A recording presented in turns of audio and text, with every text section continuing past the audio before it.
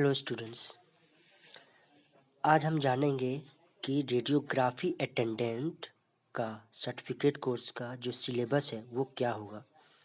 तो उसका जो सिलेबस है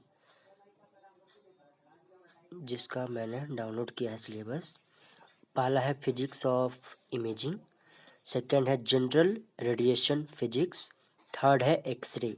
एक्सरे में क्या क्या पूछा जाएगा, तो बेसिक रेडियोलॉजी, बेसिक रेडियोग्राफी आना चाहिए।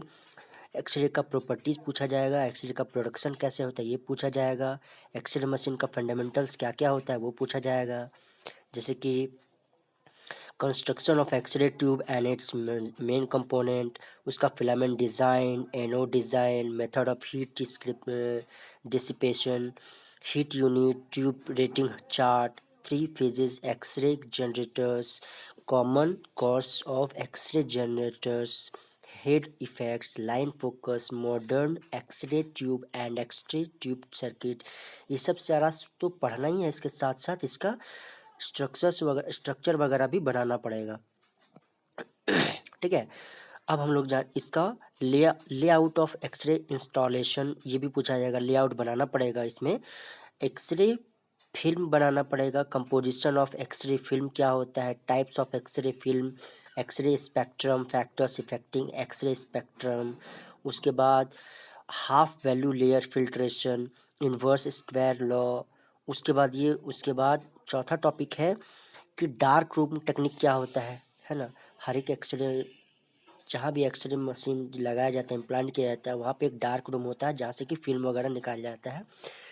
ठीक है, वहाँ का स्ट्रक्चर ऑफ डार्क रूम कैसा होना चाहिए, list of dark room accessories क्या होता है, उसके बाद loading and unloading of x-ray film, safe light illumination and testing safe light क्या होता है, रेडियोग्राफी फैक्टर्स क्या है, रेडियोग्राफी फैक्टर्स में क्या क्या है, जैसे grid parameters, grid fault.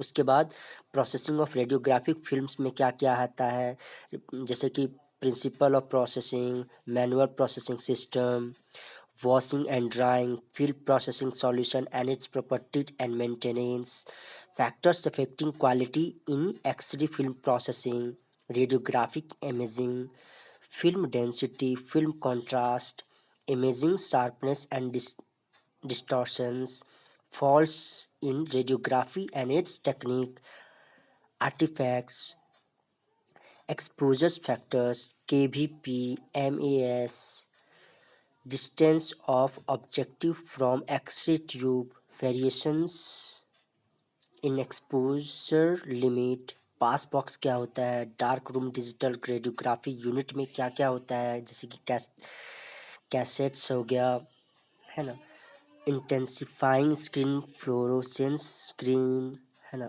Third 10th number question, tenth में 10 नंबर में क्या पूछा जाएगा, मतलब 10 नंबर में क्या है, modifying X-ray equipment and its maintenance and special radiography technique में क्या क्या है, portable and bedside radiography, tomography, mammography, मेनिएचर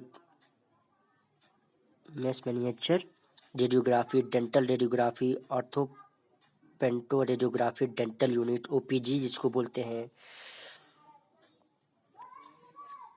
x ray imaging intensifier radiographic unit, CR image intensifier radiography unit, digital radiographic unit क्या है, साइन फ्लोरोस्कोपिक रेडियोग्राफी यूनिट को पढ़ना है, rapid film changer for serial radiography.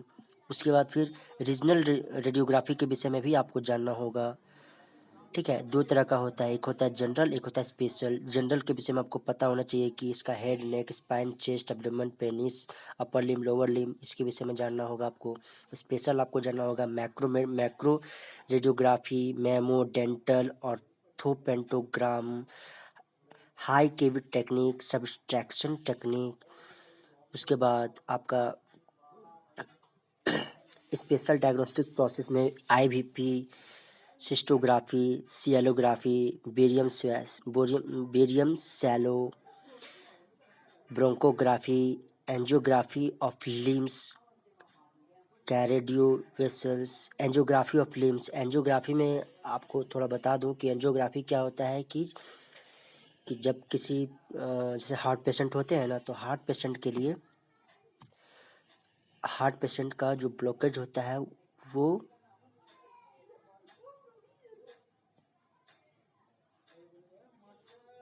Heart patient का जो blockage होता है वो ब्लॉकेज कितना परसेंट ब्लॉकेज है, वो हाथ के थ्रू हाथ की नस में यानी अपर लिम्स में, है ना, वहीं से वहाँ का जो वेन होता है उसमें एक तरह का पाइप डाला जाता है। वो उसी से वो पाइप जो है जाता है सीधे हार्ट तक लेके जाया जाता है, और वहीं से पता चलता है कि हार्ट का ब्लॉकेज कितना है, क्या है।